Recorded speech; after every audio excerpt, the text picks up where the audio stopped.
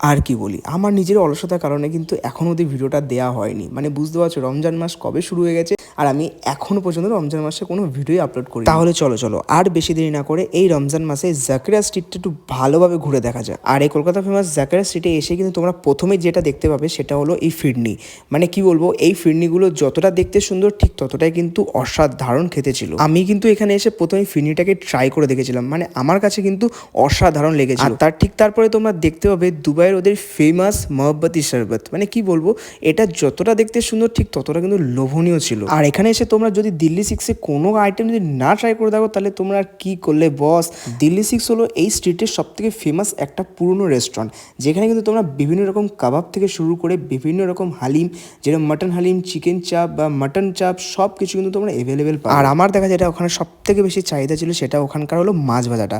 হ্যাঁ ঠিকই শুনছো, ওখানে মাছ ভাজাটা এতটাই ট্রেন্ডিংয়ে যে চোখের পলকে কিন্তু সব শেষ হয়ে যায়। আর তারপরে আসে কিন্তু এই নান রুটি, তারপরে কিন্তু এই লোভনীয় কিন্তু দই বড়া, এক্সে বার্গার এক কিন্তু তোমরা ওখানে খাবার ওখানে পেয়ে যাবে।